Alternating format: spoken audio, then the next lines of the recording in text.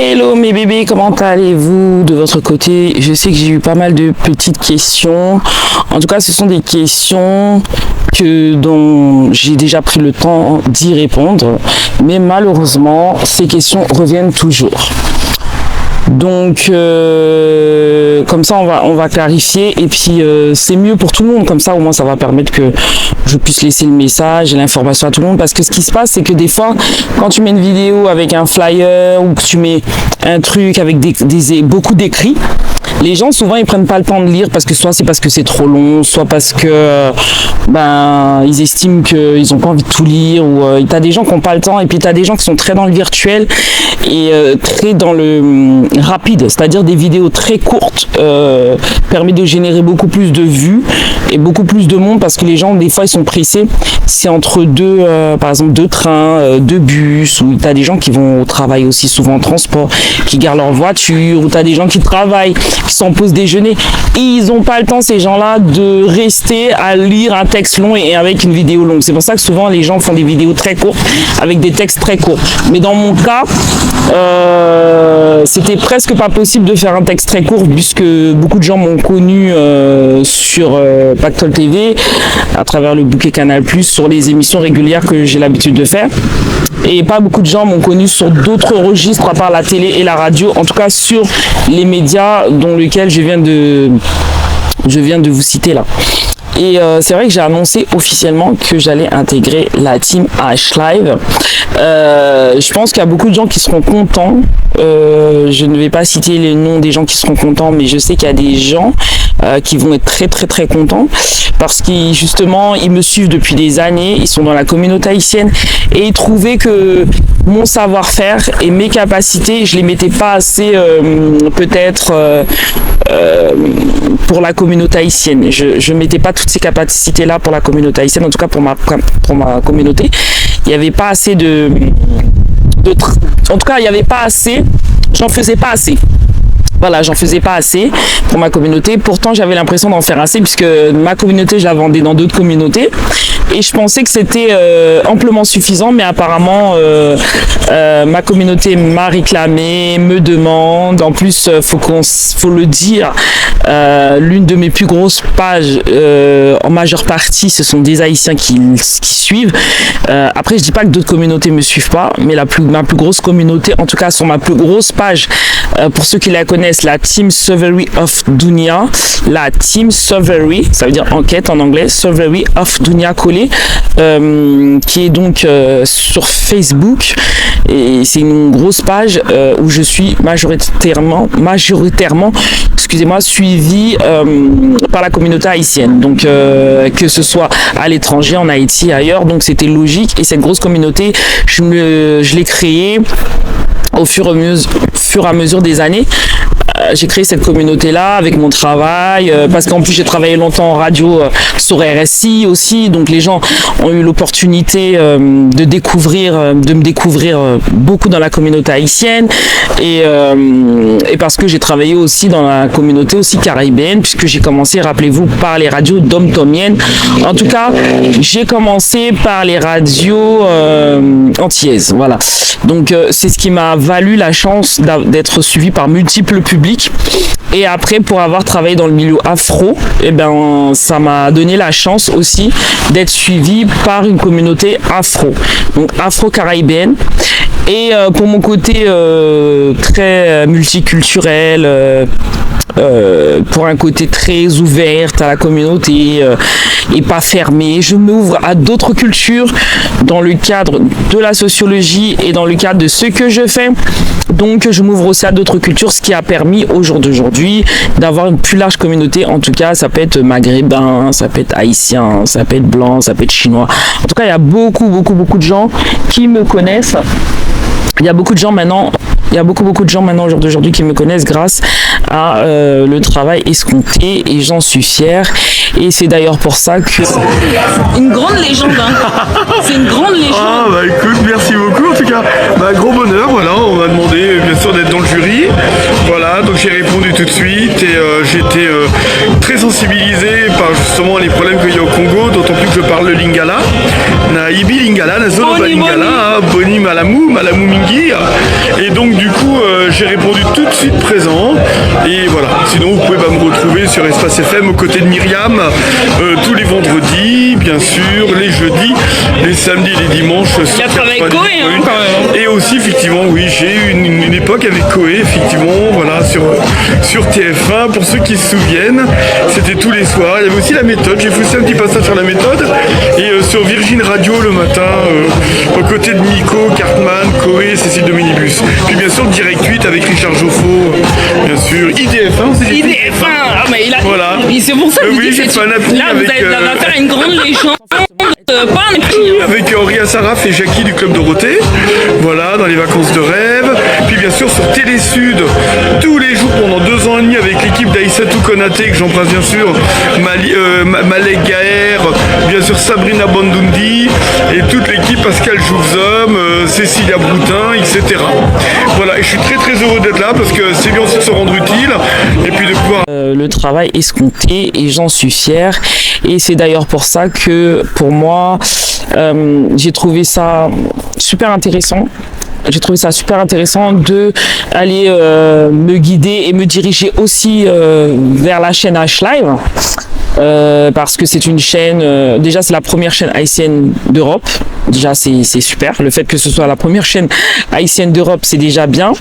Dans un deuxième temps, ce que j'ai apprécié c'est dans le contexte où elle est suivie déjà, elle est accessible. Ce que j'ai apprécié, c'est qu'elle est accessible à tous. Donc ça veut dire autant un blanc, un chinois, un français, où que vous soyez, à partir du moment où vous avez une box chez vous, dès que ça rentre en ligne de compte avec dès que ça rentre en ligne de compte avec Orange ou d'autres Livebox ou bien Bouygues, etc. ou bien Free, vous aurez la possibilité, vous aurez donc la possibilité de pouvoir regarder sans forcément être sur un bouquet. Ça m'a vachement intéressé parce que j'étais énormément suivi en Afrique et je suis encore beaucoup suivi en Afrique. En tout cas, ceux qui n'ont pas la possibilité de me suivre autrement, ils me suivaient sur le bouquet Canal+. Et ces gens-là, en tout cas en France, si ces gens n'étaient pas abonnés à travers le bouquet Canal+, c'était très difficile de pouvoir me suivre en télé. Donc ça c'était un peu compliqué, mais là à contrario sur la nouvelle chaîne sur laquelle je vais travailler, ce que j'apprécie c'est que tout le monde peut la regarder, c'est-à-dire c'est une chaîne accessible à tous, c'est ni payant, il n'y a pas besoin d'abonnement, depuis que vous mettez la chaîne H-Live, vous pouvez tomber sur mes émissions au jour proposé, le jour de mes émissions, donc une fois par semaine à des heures. Après je ne sais pas encore s'il y aura des rediffusions, mais c'est plutôt sympa. C'est pour ça que j'ai d'ailleurs accepté, c'est vraiment pour permettre à un large public, en tout cas en France, moi j'ai la chance que toutes mes émissions, je les enregistrais sur YouTube, je les enregistre en vidéo, donc ça permettait aux gens qui étaient très sur les réseaux sociaux de pouvoir aussi de me suivre. Mais le problème il est que en Afrique, les gens sont très Canal+, très bouquet, et tout le monde a des antennes, ils vous suivent là-bas, donc il y a des gens sur les réseaux et puis tu as des gens, ça leur coûte très cher de se payer du crédit, etc. Donc c'est pour ça que c'était un avantage pour eux de me suivre comme ça. Ensuite en France, ça a aussi un deuxième avantage. Voilà aussi pourquoi j'ai accepté. La deuxième chose pour laquelle j'ai accepté, c'est parce que je pense que avec ce qui se passe actuellement dans mon pays, depuis la mort de notre président Jovenel Moïse, je me suis dit, ah tiens, il est peut-être temps de commencer à travailler dans mon pays et de tout ce que je vends la culture depuis des années, pourquoi pas perdurer et aller dans ce sens-là, commencer à faire entendre ma voix, mes convictions, mes combats qui sont dans l'éducation, que ce soit en Haïti, que ce soit en France, voilà, l'éducation, tous mes combats que je mène depuis des années. C'est des combats qui sont vraiment dignes et que j'ai envie encore de mener. Voilà, oui, c'est pourquoi. Non, j'ai déjà donné à la fille là-bas. J'ai déjà donné. D'accord, merci. Voilà, le combat que je mène, qui est un combat que j'ai envie de continuer à mener. Et je pense que dans la vie, quand tu as travaillé pour faire le maximum autour de toi, j'en suis sûr que tu peux récolter que du bien. plus tu travailles, plus tu te bats pour des convictions personnelles, plus tu continues à te battre dans ce que tu aimes faire et plus tu te bats pour arriver. C'est sûr que je vais pas rétablir à avoir un monde meilleur aujourd'hui, mais en tout cas voilà. La deuxième chose, on me demande souvent, oui, pourquoi je ne fais pas plus de vidéos chez moi, pourquoi ça vous rappelle humoristique, etc. Et puis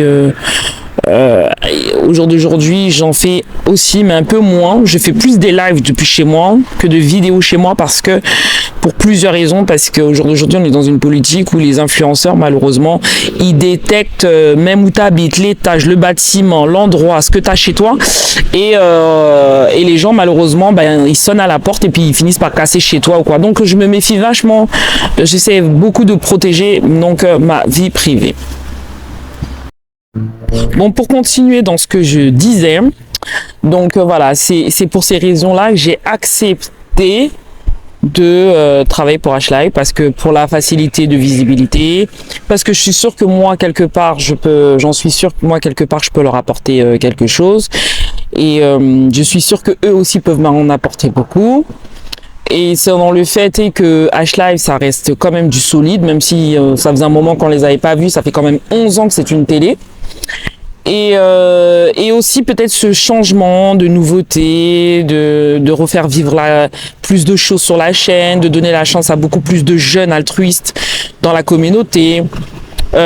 Et aussi d'apporter un petit peu mon savoir et d'en apprendre un petit peu plus, de communiquer, avoir des correspondants qui sont en Haïti, qui peuvent m'apporter beaucoup de vidéos, dans le fait est qu'on peut pas toujours se déplacer. Ce travail perpétuel des racines, de mon pays, tout ça, d'apporter un petit peu cette visibilité et d'apprendre aussi à mon public, que ce soit afro-caribéen, européen, leur apprendre des choses par rapport à ma culture grâce à cette chaîne. Voilà. Après, ce que je suis contente et que je suis fière de moi, c'est que mon producteur n'a jamais été rétractaire à ce que je lui ouvre la porte de ma culture sur les chaînes africaines, etc. Voilà. Donc, c'est plutôt une bonne nouvelle. Faut savoir que déjà, cette émission, ce sera une émission, comme je disais, à plusieurs thèmes et plusieurs facettes. La première facette, ça sera la santé. Ensuite, ce sera l'éducation. Ensuite, ce sera sociologie, philosophie humaine, sciences humaines. Et ensuite, ce sera buzz, parce que c'est bien de décortiquer les réseaux sociaux. Et voilà, ce sera une émission avec au moins 4 à 5 rubriques. Et chaque rubrique aura son temps de parole pour chaque rubrique pour vraiment balayer un petit peu ce qui se passe, ok ? Et il y aura aussi de la musique, il y aura aussi de la culture, mais pas que. Ce sera une émission qui sera vraiment axée à plusieurs choses, plusieurs univers. Il y aura même de la littérature, il y aura du sport, il y aura du cinéma, il y aura, voilà, ce sera une émission, voilà. Après, il y a des gens qui me disent, ouais, mais est-ce que ça ressemble pas un petit peu au Mood Vibe Show? Non, pas du tout. Ça ressemble pas du tout au Mood Vibe Show, parce que le Mood Vibe Show, c'est une émission socio-culturelle et c'est surtout un talk show, ok? C'est surtout un talk show. En tout cas, quand je suis sur le plateau, c'est un talk show. La différence avec cette émission-là, qui est une émission un petit peu plus sérieuse. Je dirais pas qu'elle va ressembler au journal de 20h, mais ça va être quelque chose de très très très très sérieux, puisque dans cette émission, plusieurs intervenants seront souvent avec moi, que ce soit dans les vidéos, dans les montages. Alors ce sera polémiste. Donc c'est important d'avoir un polémiste, ce sera important d'avoir des essayistes et c'est aussi important d'avoir une chroniqueuse avec qui je vais bientôt travailler derrière en radio avec elle, qui fera aussi partie de l'aventure avec moi, puisque ça reste une de mes chroniqueuses principales officielles, puisqu'on va travailler ensemble, ok? Et en plus ça tombe bien parce qu'elle habite pas loin de chez moi, donc elle est dans le 91, donc c'est encore mieux, on peut rentrer ensemble, on peut travailler ensemble, que je peux travailler avec elle chez elle, elle peut travailler avec, tu vois, on peut travailler les émissions parce qu'on habite vraiment à côté. Et l'avantage que j'aime avec elle, c'est que moi j'aime les gens qui ont un minimum de culture générale ou d'être cultivés. Je ne demande pas que tu aies un bac plus 10, mais un minimum d'études, ce qui permet de pouvoir mieux gérer en tout cas les débats et pour pouvoir vraiment balayer vraiment tous les sujets. Et ce que j'apprécie avec elle, c'est que justement cette jeune fille, donc elle a été à l'université, elle a commencé en Haïti, après elle est venue en France faire ses études, elle a été à la Sorbonne, etc., etc. Donc elle a une grande culture générale, elle a un de ses parents qui était anciennement dans le gouvernement, etc. Donc je pense que dans le gouvernement haïtien, donc elle a une vraie culture de Haïti parce qu'elle y a vécu pendant des années jusqu'à venir faire ses études. Elle n'est pas venue gamine ici ou elle n'est pas née ici, donc c'est assez facile. Et elle a un créole très fluide et ça c'est important. Elle sait bien parler, que ce soit le français et le créole. En tout cas, je pense que dans cette émission, j'aurais plus besoin de ses capacités créolistiques, linguistiques, voilà. Donc voilà, c'est toutes ces choses-là. Et donc ça, vous voyez bien que ça n'a rien à voir avec Mood Vibe Show. Mood Vibe Show, c'est vraiment que moi. Et je me base sur l'état d'esprit et le mood du moment. Alors que cette émission-là, pas du tout. Je me base vraiment sur l'actualité du moment, les complexités actuelles, les conseils, parce que c'est important de donner des conseils, et les directions à suivre pour l'éducation, tout en mettant de la sociologie à l'intérieur et en faisant intervenir des professionnels, que ce soit de la santé, du nutriment et des polémistes pour pouvoir décortiquer et faire des choses un petit peu pimentées parce qu'on peut pas dire que de bonnes choses. Quand il s'agit de critiquer, il faut critiquer. Quand il s'agit de complimenter, il faut aussi complimenter. Vous voyez, ça n'a rien à voir avec le Mood Vibe Show où je suis vraiment toute seule sur le plateau, où je reçois un artiste, etc., etc. Donc c'est vraiment deux univers complètement différents, même si ça se ressemble parce que mes émissions sont très axées à la culture, donc automatiquement on a vite à faire l'amalgame, mais ça n'a rien à voir, d'accord? Donc voilà pourquoi j'ai appelé cette émission Zoom Dunia. Donc Zoom dans le thème d'un objectif, parce que grâce à un objectif, vous voyez les choses beaucoup plus nettes. Tu vois, quand tu zoomes avec un objectif, ça te permet de voir les choses un peu plus précises de ce que tu as envie de regarder. Donc voilà pourquoi j'ai accepté cette nouvelle aventure. Cette nouvelle aventure, je suis fier de la faire avec H-Live. Donc la première chaîne haïtienne de la communauté de France. Juste sur ma vidéo, vous verrez de toute façon où suivre H-Live, la chaîne. Il y a les numéros qui seront préindiqués. Ça me permet aussi de pouvoir peut-être travailler en collaboration aussi avec mes collègues. J'adore travailler avec eux. C'est un honneur et un plaisir. Comme Naomi Jean-Baptiste, ça fait combien d'années que je la connais. Donc elle est sur H-Live depuis des années. J'ai aussi d'autres collègues. J'ai aussi Professeur Chéri qui est sur H-Live. J'ai aussi des collègues qui travaillent sur H-Live depuis des années qui sont dans la politique. Donc c'est trop bien comme ça. Le jour où on fera un événement autour d'H-Live, on sera tous ensemble, les animateurs, excusez-moi, il y a une mouche dans l'œil, les animateurs, on sera tous ensemble, voilà. Donc je suis vraiment excitée de démarrer cette aventure et j'espère que vous, mes téléspectateurs, ainsi que mon ancien public, faut pas croire que je change tellement de cap, j'exporte, voilà, j'exporte. Donc vous allez continuer aussi à me suivre dans cette nouvelle aventure. Également, vous dire que j'ai aussi perdu du poids. Je sais qu'il y a des gens qui vont dire oh là là, t'as un petit peu maigri, Dunia. J'ai perdu du poids. Alors déjà, je tiens à dire déjà, c'est pas un truc de, c'est pas un placement de produit que je suis en train de faire, ni de la pub. Voilà. Déjà pour perdre du ventre, je vais me mettre debout dans 2 minutes là, comme ça vous allez pouvoir me voir. Pour perdre du ventre, parce qu'on sait tous qu'on perd du poids, mais c'est très difficile. Moi, j'avais ce problème-là. J'avais un peu de ventre et je sais que je bois ça comme eau. Je sais pas si vous voyez bien la bouteille. Vous la voyez bien. Alors, c'est une eau. Alors, je vous explique pour pas vous dire des bêtises. C'est de l'eau de forêt. Ne rigolez pas. Oui, pourtant, c'est vrai. Voilà. C'est de l'eau des forêts préservées du sud de Flore. Voilà. Et donc, c'est une eau qui est très pauvre en potassium et très 20 mg de calcium et beaucoup de bicarbonate aussi, etc. et du magnésium, parce que le magnésium, je pense qu'on en a vraiment tous besoin.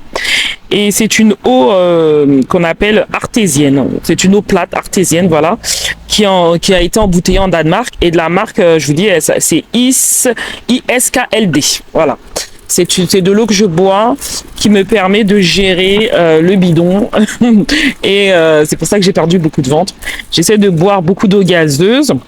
Je mange beaucoup d'avocats, surtout le matin avec des salades. Une salade le matin, tomates, bien riche, tu vois, avec de la betterave, etc. Parce que faut savoir que l'avocat, ben ça vous remplit bien l'estomac. Donc voilà, c'est ce que je fais. Ça me cale. Je bois beaucoup de lait de soja le midi. Le midi, j'essaie de manger des légumes, que ce soit haricots verts, riz sec. La viande, je mets plus sauce, c'est que de la viande grillée. J'essaie de manger que de la viande grillée. Par contre, je me prive pas en viande, mais j'essaie de la griller et de manger pauvre en sauce ou un truc comme ça, voilà. Ensuite, je fais beaucoup de sport en ce moment, tu vois, je fais beaucoup de sport. Et comment vous dire, pour ceux qui, comment vous dire, je fais beaucoup de sport, voilà, je fais beaucoup de sport, beaucoup de vélo. J'essaie de faire beaucoup de cardio et beaucoup de vélo pour pouvoir me muscler et ne pas sécher sécher la graisse, mais garder les formes. Tu vois ce que je veux dire? Donc voilà, c'est ce que je fais et aussi je prends soin de moi. Du moins, j'essaye de prendre soin de moi. Donc voilà, et il y a beaucoup de gens qui disent mais Dounia, comment tu fais et tout pour pouvoir gérer et ta vie quotidienne et ton travail et ta situation familiale et te déplacer dans les événements et être toujours d'actualité, être toujours sur les réseaux sociaux, apprécier ce que tu fais, comment tu fais pour gérer Alors comment je fais pour gérer ma vie sur les réseaux sociaux, mon temps, parce que tu as des gens qui, tu sais, tu as des influenceurs, ils ont un boulot, ils ont une situation, ils travaillent tout le temps, voilà. Mais ils arrivent à être sur les réseaux sociaux. Bon, moi, encore, je veux pas me plaindre parce que si tu étais avec tu fréquentais une vraie influenceuse, tu aurais été dans la merde. Parce qu'il y a des influenceurs, ils passent leur vie sur les réseaux sociaux. Moi, c'est que des partages sur les réseaux sociaux. Mais ça, c'est parce que j'ai mon téléphone à la main. En 2 minutes, je peux me connecter. En 3 minutes, je peux me déconnecter. Je viens, je vais. Donc, c'est assez facile par rapport aux gros influenceurs qui sont obligés d'être 7 sur 7 en live pour leur communauté. On va pas se plaindre de ma pauvre petite visite sur les réseaux sociaux. Et encore, c'est parce que nous, on reçoit des artistes, donc on leur fait aussi de la exactement. Donc il y a ça aussi. Il faut pas oublier que nous on est sponsorisé aussi dans les télévisions. On a des partenaires de produits qui font des pubs sur nos chaînes. Donc ou alors des fois on fait des émissions. Nos sociétés de production sont payées. Donc nous on est payés. Il y a rien de gratuit dans la vie. Autant on peut faire aussi gratuit. Voilà. Après ça, je pense que c'est personnel et c'est chaque télé à tous. Ok. Chaque télé à tous, chaque personne selon sa télévision, ok. Après, il y a aussi le travail d'un pigiste. Un pigiste, il peut vendre de l'image, voilà. Donc, on essaie de se débrouiller tant bien que mal pour essayer de vivre au maximum de notre passion, ok. Tant que vous n'êtes pas embauché par une grosse chaîne qui a une grosse production. Mais en tout cas, les monétisations nous sauvent beaucoup et les déplacements, les facturations, voilà, on essaie de vivre aussi avec les sponsors comme on peut. Voilà, on fait comme on peut, mais c'est vrai que si vous êtes dans la nécessité de vivre que de ça va être très difficile. Mais si vous arrivez à vivre que de ça, parce que tu as des gens qui vivent que de ça, c'est pas un problème, tu vois. Moi par exemple, je suis pas dans la nécessité, je suis pas une crève la dalle, donc ça me dérange pas de passer beaucoup de temps dessus, tu vois, parce que je sais ce qui rentre, je sais ce qui sort, ok. Donc voilà, donc ça, beaucoup de gens me disent ouais Dounia, comment tu fais et tout. Bah déjà ça c'est une première. Souvent quand je passe dans les émissions, déjà ça c'est une première réponse. Essayer de caler son temps en fonction de sa communauté. Plus vous avez une grosse communauté, plus vous pouvez passer du temps, parce que ce temps est compensé par de l'argent et de la monétisation. C'est une chose. Moins vous avez de la communauté, plus vous allez travailler sur votre communauté et votre temps d'adaptation en fonction de votre temps de famille, mais pas en étant tout le temps en live, parce que du coup ce serait pas possible de pouvoir concilier les deux. Ça déjà ça répond à la question. Et la troisième chose, c'est aussi la passion. Faut être très passionné par ce qu'on fait, faut en vouloir, faut aimer ce qu'on fait, et faut avoir un entourage qui croit en vos capacités et qui croit, des amis, de la famille, vos compagnons, votre mec, votre gars dans votre vie, qui croit en votre potentialité, qui croient, vos enfants, ces gens-là, faut être bien entouré de personnes qui croient en ce que vous faites. Ça peut être vos parents, ça peut être votre maman, ça peut être votre enfant, ça peut être votre compagnon, ça peut être votre sœur, ça peut être des amis proches. Faut vraiment qu'ils soient derrière vous, à croire en vous et à vous supporter. C'est vraiment important. C'est vraiment important. Parce que sinon, c'est sûr que tu vas vite laisser tomber tout ce que tu fais sur les réseaux sociaux, dans la vie privée, tu n'arriveras pas à gérer ce temps où des fois à 22h, écoute, 21h, tu es invité à un événement, faut le couvrir, vous êtes média, vous avez des conférences de presse, des fois il dit 19h, les conférences de presse, les gens arrivent à 22h, vous rentrez chez vous à minuit, 1h du matin. Putain, mais si t'as pas une bonne famille, des enfants, un compagnon, des amis qui croient en ton potentiel, en ce que tu fais, bah tu vas vite déchanter parce que tu vas être découragé, parce que les gens qui seront à côté de toi vont pas croire en ce que tu fais, et automatiquement, et aussi des followers, mais moi je pense que j'ai assez prouvé grâce à mes followers de ce que je fais. Donc mes followers, s'ils s'abonnent à moi, c'est qu'ils aiment plus ou moins mon contenu, Dieu merci, surtout sur Instagram et d'autres machins. Mais si vous n'avez pas une communauté vaillante qui croit en vous, vous n'avez pas la famille, les amis, votre petit copain, vos enfants, les gens qui croient en ce que vous faites et qui vous supportent dans ce que vous faites, vous ne pourrez jamais tenir, vraiment jamais tenir. Je vais vous donner un petit exemple. Vous voyez Guy Weiwei, il a commencé, on voit les photos de lui quand il était jeune. Il avait vraiment une petite caméra de merde, il allait filmer. Il avait vraiment une petite caméra de merde, il allait filmer, etc. et tout. Tu le voyais. Il y a même des gens qui se moquent encore de lui parce qu'ils se rappellent quand il était très bas. Et puis au jour d'aujourd'hui, il a un studio, il est résident, il vit aux États-Unis, c'est l'un des meilleurs animateurs culturels reconnus dans la communauté haïtienne. S'il n'avait pas sa femme, ses enfants, sa famille, ses amis, en plus je suis sûr qu'il a dû passer des heures sur des montages à en plus finir. Et au jour d'aujourd'hui, ça en payé parce que il gagne plus ou moins bien sa vie, tu vois, parce que ce sont des premiers, les compas events, ces gens comme ça, à être demandés pour aller couvrir des événements, tu vois. Si ces gens-là, ils n'avaient pas leur famille à côté et qu'ils avaient passé beaucoup de temps dans leur passion, des amis qui avaient cru en eux, vous imaginerez bien qu'ils en seraient pas là, tu vois.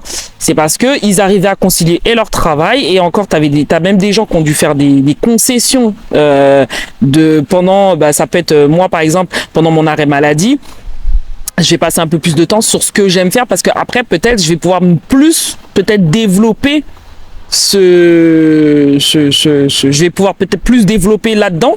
Et voilà, il faut faire attention aux gens qui vous ne supportent pas, qui se moquent de vous, parce que très souvent ces gens-là, quand demain tu vas devenir un grand Guy Weiwei, tu vas avoir un gros média, tu vas devenir une grande personnalité, tu vas te demander partout, ah c'est ma copine, je la connais, mais derrière ces gens-là ne t'ont jamais supporté. Ces gens-là ne t'ont jamais... ils ont pris ton travail ou ce que tu aimes faire pour de la blague. Ils en ont même rigolé. Mais demain, quand tu deviens un truc, bizarrement, c'est tes potes, tu les connaissais. Eh bien, moi, je vais vous donner un petit conseil. Et qui est un vrai conseil. Quelqu'un qui ne considère pas ton travail, qui rigole de ton travail et qui ne te supporte pas dans ton travail, il faut s'en débarrasser. Amis comme famille, je suis désolé de le dire, la famille comme amis. Pas tes enfants, parce que tes enfants, malheureusement, voilà.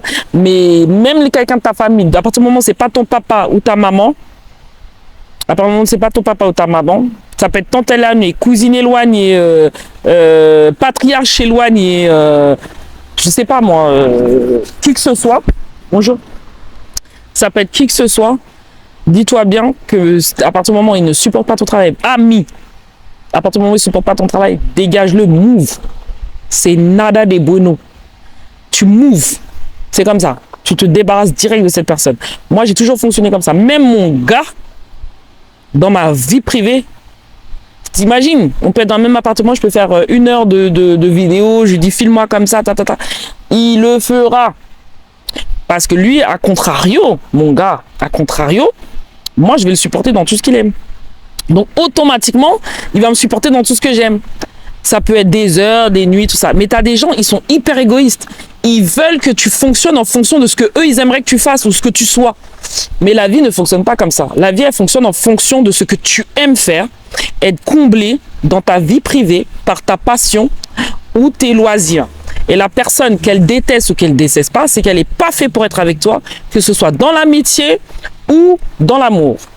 Même ta famille, je vais te dire. Et j'ai dit, si c'est pas ton père ou ta mère, voilà. Et à un moment donné, Dieu a dit, tu vas quitter ton père et ta mère et puis tu vas te débrouiller. Moi, à partir du moment où je suis pas sous le toit de mes parents se doivent de me supporter. Point boule. C'est la vie. Tu comprends? Donc voilà. Pourquoi je dis toujours que dans ce métier, si tu n'es pas guidé, tu n'es pas comblé, tu n'es pas entouré de personnes qui t'aiment vraiment dans ce que tu fais, tu ne peux pas continuer à le faire. Ok, donc supportez-moi, je le ferai aussi également pour vous. Si je ne peux pas, c'est qu'il faut que vous m'envoyez vos coordonnées en privé, je le ferai. En tout cas, je vais créer un groupe. Là, d'ailleurs, je l'ai déjà créé, j'ai mis déjà quelques personnes. On va perdurer dans le groupe que j'ai fait là. Je vais inviter quelques personnes dans ce groupe WhatsApp. Et dans ce groupe WhatsApp, parce que je compte dans pas très longtemps organiser un brunch. D'accord? Donc, et ce brunch-là, en plus, j'ai une bonne idée. Que le brunch que je vais organiser, il sera vraiment privé, il sera que pour vous.